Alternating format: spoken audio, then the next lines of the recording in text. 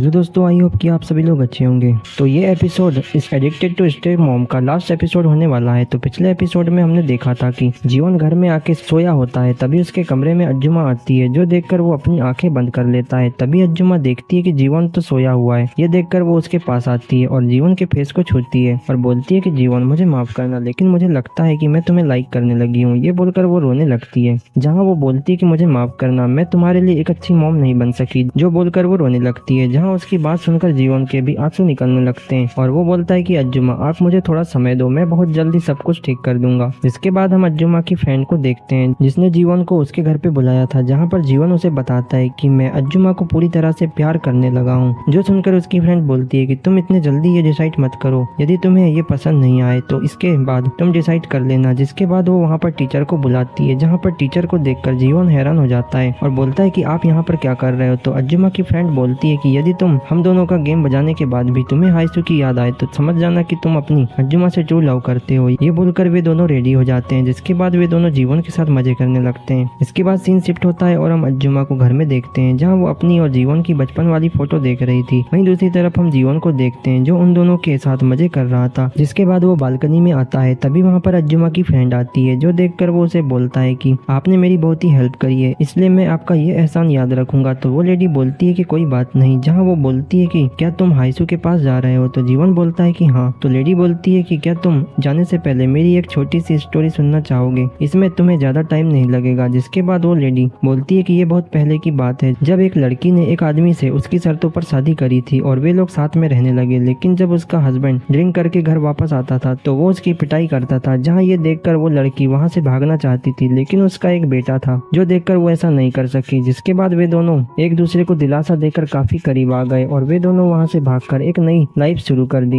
लेकिन थोड़े दिनों बाद उस लेडी को पता चला कि उसका बेटा उसको छोड़कर भाग गया है। ये देखकर वो लड़की ज्यादा दिनों तक नहीं जी पाई और उसने सुसाइड कर लिया और ये स्टोरी यहीं पर एंड हो गई। जो सुनकर जीवन बोलता है कि आपके बोलने का क्या मतलब है। तो अंजुमा की फ्रेंड बोलती है कि यदि तुम हाइसू को दिल से लाइक करते हो और उसके लिए फीलिंग रखते हो तो तुम्हें उससे कभी अकेला नहीं छोड़ना है। जिसके बाद सीन शिफ्ट होता है और हम जीवन को देखते हैं, जो अपने घर पर आता है, जहाँ वो अंजुमा को देखकर उसे पकड़ लेता है और बोलता है कि अंजुमा, आप मुझे छोड़कर कहीं मत जाओ, मैं आपको पसंद करता हूँ। जो सुनकर अंजुमा बोलती है कि जीवन, मैं भी तुम्हें पसंद करती हूँ। तो जीवन बोलता है कि मैं आपकी रिस्पॉन्सिबिलिटी उठाने के लिए रेडी हूँ, इसलिए क्या आप मेरा वेट करेंगी जब तक मुझे कोई नौकरी ना मिल जाए, और जब मुझे जॉब मिल जाएगी तो मैं आपका पूरा ध्यान रखूंगा। जो सुनकर अंजुमा बोलती है कि जीवन, तुम मुझे इस बारे में थोड़ा सोचने का टाइम दो। इसके बाद सीन शिफ्ट होता है और हम दूसरे दिन अंजुमा को देखते हैं, जहाँ वो ऑफिस आती है। तभी मिस्टर जियो अंजुमा से बोलता है कि क्या आप कॉफी पीना चाहते हो। तो अंजुमा बोलती है कि नहीं, मुझे थोड़ा बैठकर हवा खानी है, इसलिए आप इसे एंजॉय करो। ये बोलकर वो एक गार्डन में आकर बैठ जाती है। तभी वो दो लोगों को देखती है, जो देखकर वो बोलती है कि क्या मेरा और जीवन का रिश्ता सही रहेगा, यदि हम लोगों ने प्यार किया तो लोग हमारे बारे में क्या बोलेंगे। ये सब सोचकर वो परेशान हो जाती है। इसके बाद हम हाई स्कूल का सीन देखते हैं, जहाँ पर जीवन का दोस्त उसे कॉल करता है और बोलता है कि आखिर तुम आजकल कहाँ हो, क्योंकि तुम कुछ दिनों से स्कूल नहीं आ रहे। तो जीवन बोलता है कि क्या तुम मुझे बता सकते हो कि महिलाओं को कैसी चीजें पसंद आती है। तो उसका दोस्त बोलता है कि लड़कियों को हमेशा चमकीली और आकर्षक चीजें पसंद आती है। तभी हम देखते हैं कि जीवन ने अपने गुल्लक को तोड़कर सारे पैसे निकाल लिए थे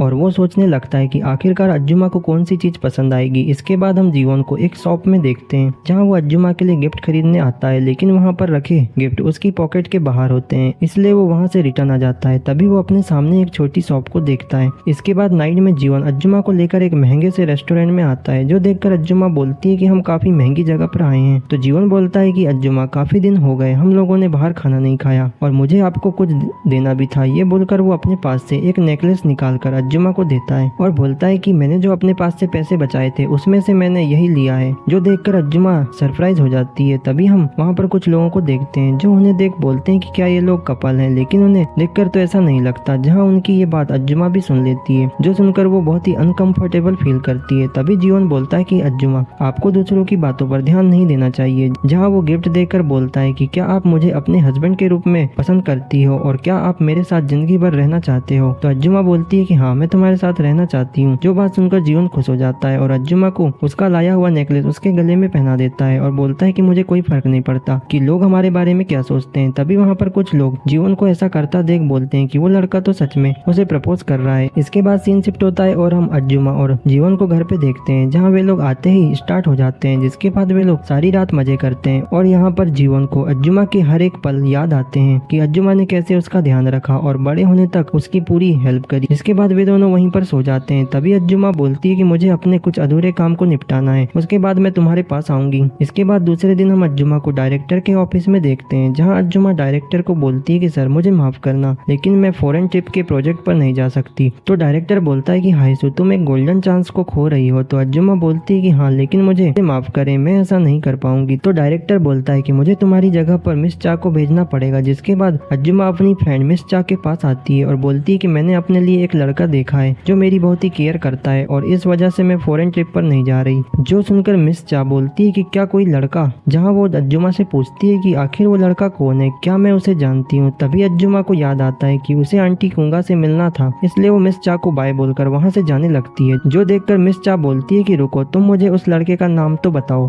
जिसके बाद सीन शिफ्ट होता है और हम एक रेस्टोरेंट में अज्जुमा और आंटी को देखते हैं, जहाँ अज्जुमा ने उसे खाने पर बुलाया था। जो देखकर आंटी बोलती है कि तुम्हें ये सब करने की जरूरत नहीं है, मैं जीवन को नहीं छोड़ने वाली। तो अज्जुमा बोलती है कि कुंगा, मैं बहुत ही सीरियस हूँ, इसलिए मैं तुम्हें बताना चाहती हूँ कि मैंने और जीवन ने एक नई लाइफ जीने का फैसला किया है, क्योंकि हम दोनों एक दूसरे से प्यार करते हैं। जो बात सुनकर आंटी बोलती है कि तुम ये क्या बकवास कर रही हो, तुम उसकी मॉम हो और यदि तुमने ऐसा किया तो लोग तुम्हें एक्सेप्ट नहीं करेंगे। तो अज्जुमा बोलती है कि मुझे लोगों से कोई मतलब नहीं। जो सुनकर आंटी का पारा हाई हो जाता है और वो वहाँ से उठकर जाने लगती है। तभी अज्जुमा को सडनली उल्टी जैसा लगता है। जो देखकर आंटी अज्जुमा के पास आती है और बोलती है कि क्या मैं जो सोच रही हूँ वो सच है, क्या तुम प्रेग्नेंट हो। और यहाँ पर आंटी को समझ आ जाता है कि ये नॉर्मल बात नहीं है। तभी आंटी बोलती है कि हाइसू तुम बहुत ही बुरी हो, तुम्हें बचपन से ही हर चीज आसानी से मिल जाती है। जो सुनकर अज्जुमा उससे माफी मांगती है, जहाँ आंटी बोलती है कि तुमको अब अपना ध्यान रखना पड़ेगा और तुम्हें ओवर टाइम बंद करना होगा। ये बोलकर वो रोने लगती है। जो देखकर अज्जुमा उसे गले लगाती है और बोलती है कि कुंगा तुम बहुत ही अच्छी हो। तो आंटी बोलती है कि मुझे लास्ट टाइम जीवन के साथ कुछ टाइम बिताना है, इसलिए तुम मुझे इसकी परमिशन दो। तो अज्जुमा बोलती है कि ठीक है। इसके बाद सीन शिफ्ट होता है और हम दूसरे दिन टीचर को घर पे देखते हैं। तभी वहाँ पर जीवन आता है। जो देखकर टीचर उसे अंदर बुलाती है। जिसके बाद जीवन बोलता है कि मैं आपका धन्यवाद करने आया हूँ, क्योंकि आपने और मिस जुंगी ने मेरी बहुत ही हेल्प करी थी। तो टीचर बोलती है कि थैंक्स तो मुझे तुमको बोलना चाहिए, क्योंकि मैंने अपने भतीजे से अलग रहने का फैसला किया है और वो अब काफी बड़ा हो गया है और उसकी वजह से मेरी लाइफ रुक गई थी,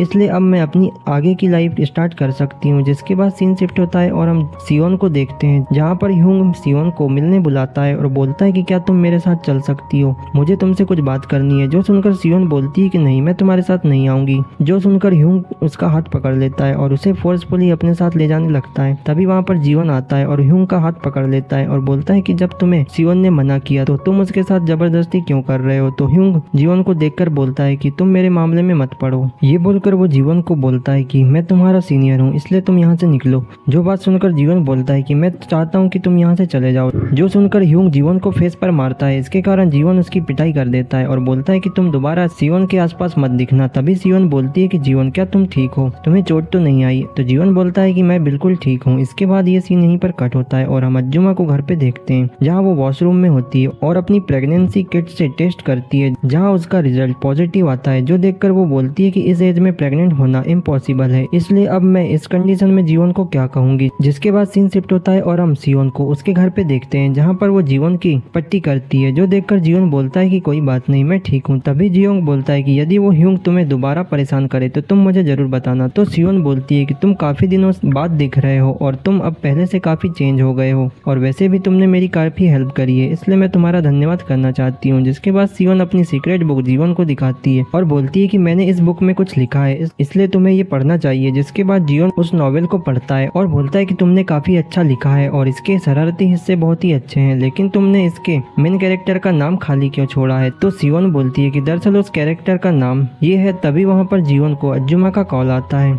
जहाँ अज्जुमा ने जीवन को घर जल्दी बुलाया था क्योंकि उसे कुछ बात करनी थी। ये देखकर जीवन बोलता है कि मुझे माफ करना, तुमने क्या नाम बताया। तो सियोन बोलती है कि मैंने कैरेक्टर के नाम के बारे में कुछ नहीं सोचा। तो जीवन बोलता है कि मुझे अब घर जाना चाहिए। इसके बाद वो वहाँ से चले जाता है। इसके बाद सीन शिफ्ट होता है और हम जीवन को घर में देखते हैं। तभी वो अज्जुमा से बोलता है कि आपने मुझे अचानक से क्यों बुलाया और आप इतने दुखी क्यों हो। तो अज्जुमा बोलती है कि मैं तुम्हें कैसे बताऊं कि मैं प्रेग्नेंट हूँ। जहाँ प्रेग्नेंट की बात सुनकर जीवन खुश हो जाता है और अज्जुमा के गले लग जाता है, जहाँ वो बोलता है कि आपको नहीं पता कि मैं आज कितना खुश हूँ। जिसके बाद वो अज्जुमा से बोलता है कि मैं अब स्कूल के बाद पार्ट टाइम जॉब करूंगा और हमारे बच्चे की पूरी रिस्पॉन्सिबिलिटी लूंगा। जो सुनकर अज्जुमा बहुत ही खुश हो जाती है और जीवन का धन्यवाद करती है। है। इसके बाद जीवन बताता है कि उस दिन के बाद से हम दोनों ने एक साथ सोने का डिसाइड किया। जिसके बाद अंजुमा नहाकर सोने आती है जहाँ वे दोनों एक साथ सोते हैं। तभी जीवन अंजुमा को देख उसे पकड़ लेता है, जो देखकर अंजुमा जीवन को अपने करीब ले आती है। इसके बाद वो बोलती है कि जीवन, क्या तुम ये करना चाहती हो? तो जीवन हाँ बोलता है, जो सुनकर वे दोनों वहीं पर मजे करने लगते हैं। इसके बाद दूसरे दिन जीवन एक कमरे की सफाई करता है और बोलता है कि हम इस कमरे में हमारे बच्चे को रखेंगे। तो अंजुमा बोलती है कि हाँ तुमने सही कहा। इसके बाद अंजुमा एक लेटर लिखती है जहाँ वो जीवन से बोलती है कि मैं यूनिबेल को सारी बात बताना चाहती हूँ। इसके बाद वे लोग ऐसे ही अपना टाइम स्पेंड करते हैं, जहाँ पर जीवन बच्चे की केयर कैसे करते हैं उसके बारे में किताबें पढ़ता है और फिर वे दोनों एक साथ मजे करने लगते हैं। जहाँ पर वीकेंड में जीवन अंजुमा के लिए एक रैबिट वाली ड्रेस लाता है। जिसके बाद अंजुमा उस ड्रेस को पहनकर जीवन के सामने आती है और उस ड्रेस में अंजुमा बहुत ही ज्यादा हॉट दिखती है, जो देखकर अंजुमा बोलती है कि जीवन, इस एज में इस तरह की ड्रेस पहनना मुझे अच्छा नहीं लगता। तो जीवन बोलता है कि आप पहले से ज्यादा हॉट लग रही हो। ये बोलकर वो अंजुमा के साथ खेलने लगता है। इसके बाद सीन शिफ्ट होता है और हम जर्मनी का सीन देखते हैं, जहाँ पर यूनिबेल को एक लड़की लेटर देती है और बोलती है कि ये कोरिया से आया है, जो देखकर यूनिबेल बोलती है कि शायद ये मॉम ने मुझे भेजा है। इसके बाद वो उस लेटर को पढ़ती है और थोड़ी हैरान हो जाती है। इसके बाद हम अंजुमा को देखते हैं जहाँ वो जीवन को बताती है कि यूनिबेल तक मेरा लेटर पहुंच गया और मुझे उम्मीद है कि वो इस फैसले को एक्सेप्ट कर लेगी। जो सुनकर जीवन को यूनिबेल की बात याद आती है, जहाँ उसने जीवन से बोला था कि तुम मॉम के साथ अपनी फीलिंग मत रखना।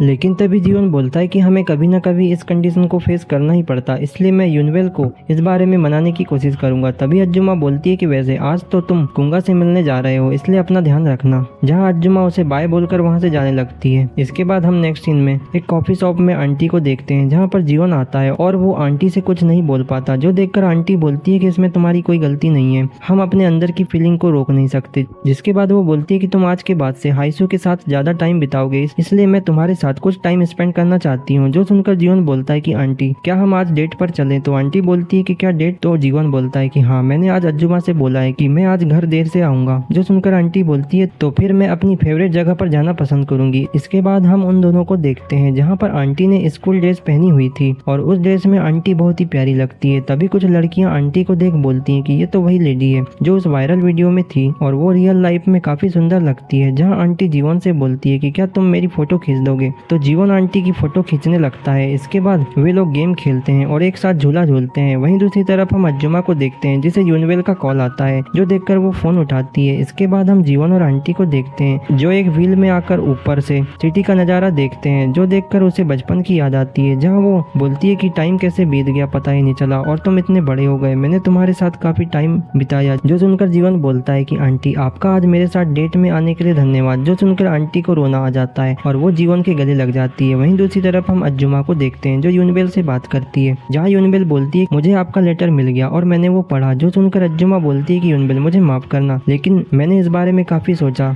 और मैं खुद को जीवन से अलग नहीं कर सकी, इसलिए क्या तुम इस बात से मेरे प्रति नफरत तो नहीं करोगी? जो सुनकर यूनिबेल बोलती है कि मॉम, मैंने आपको बचपन से देखा है, आपने हम दोनों को पालने में अपना पूरा ध्यान दिया है, आपने अपने लिए कई चीजों का सेक्रीफाइस भी किया, इसलिए आपको क्या लगता है कि आज आपने अपने लिए कोई चीज लेने का डिसाइड किया है तो मैं आपको मना कैसे कर सकती हूँ? ये बोलकर वो रोने लगती है और बोलती है कि मॉम, लोग दुनिया जो भी कहें, लेकिन आपको जो अच्छा लगे आप वो करो, मैं आपके साथ पूरी तरह से सहमत हूँ। जो सुनकर अंजुमा बोलती है कि मुझे समझने के लिए तुम्हारा धन्यवाद। इसके बाद सीन शिफ्ट होता है और हम कुछ दिन बाद अंजुमा को हॉस्पिटल में देखते हैं, जहाँ वो अपना चेकअप कराने जीवन के साथ आई थी। तभी डॉक्टर बताती है कि बच्चा बहुत ही हेल्थी है और डॉक्टर बोलती है कि यदि बच्चा अपने फादर के ऊपर जाएगा तो वो काफी हैंडसम दिखेगा। इसके बाद वे लोग चेकअप करा के बाहर आते हैं, जहाँ जीवन बोलता है कि अंजुमा, अब आपको ऑफिस जाना बंद करना होगा। तो अंजुमा बोलती है कि ठीक है। जिसके बाद हम अंजुमा को ऑफिस में देखते हैं, जहाँ वो अपना सामान लेने आई थी। तभी मिस्टर जियो बोलता है कि आप ये सारा सामान रख दो, मैं इसे पकड़ लेता हूँ। तभी मिस चा बोलती है कि तुमने ये सब कैसे किया? तभी मिस्टर जियो बोलता है कि आप वापस जरूर आना। तो अंजुमा बोलती है कि हाँ, मैं थोड़े टाइम के लिए जा रही हूँ। इसके बाद सीन शिफ्ट होता है और हम अंजुमा और जीवन को एक मैरिज ऑफिस में देखते हैं, जहाँ वे लोग अपनी शादी को कानूनी तौर पर पूरी कर लेते हैं। इसके बाद जीवन बताता है कि उस दिन के बाद से वो खाली टाइम पर काम करता था और रात में अपनी पढ़ाई करता था, क्योंकि वो अंजुमा का बोझ कम करना चाहता था। इसके बाद जीवन अंजुमा के पास आता है और अपने बच्चे को देखता है, जहाँ अंजुमा बताती है कि उसका बेबी अब उसे लात मारने लगा है, जो देखकर जीवन को यकीन नहीं होता कि वो सच में पिता बनने वाला है। इसके बाद हम जीवन को देखते हैं, जो इस कंडीशन में भी अंजुमा के साथ मजे करना नहीं छोड़ता। जिसके बाद 9 महीने इसी तरह बीत जाते हैं और ठंड के मौसम में आखिरकार वो दिन आ जाता है जिसका हम सभी बेसब्री से वेट कर रहे थे, जहाँ पर अंजुमा एक क्यूट से बच्चे को जन्म देती है और ये बच्चा जीवन की तरह ही दिखता है, जहाँ जीवन उसे देखकर खुश हो जाता है और वे लोग अपने बच्चे का नाम मिनजुन रखते हैं। जिसके बाद कुछ साल इसी तरह से गुजर जाते हैं और जीवन को जॉब लग जाती है, जहाँ वो ऑफिस से आता है और बोलता है कि मिनजुन कहाँ है, तो अज्जुमा बोलती है कि वो सो रहा है। इसके बाद वो अपने बच्चे को देखने आता है, जो देखकर वो काफी खुश हो जाता है और इसके बाद वे दोनों लोग मजे करने लगते हैं। इसके बाद सीन शिफ्ट होता है और हम यूनबेल को देखते हैं, जो अपनी मॉम को देखकर बोलती है कि मुझे लगा नहीं था कि मॉम अपने एक बॉयफ्रेंड की परवरिश कर रही है। जहाँ वो मिनजुन को पकड़कर बोलती है कि चलो तुम मुझे आंटी बोलने की कोशिश करो। ये बोलकर वो उसके साथ खेलने लगती है। इसके बाद वहाँ पर आंटी भी आती है और वे सभी लोग एक फोटो शूट करते हैं और इसी सीन के साथ ये एपिसोड और ये सीरीज यहीं पर खत्म हो जाती है। तो आपको ये स्टोरी कैसी लगी आप कमेंट करके बताएं और वीडियो को लाइक करें और इसी तरह की मजेदार और रोमांटिक स्टोरी के लिए इस चैनल को सब्सक्राइब कर लें। तो मिलते हैं एक नई स्टोरी के साथ, तब तक के लिए धन्यवाद।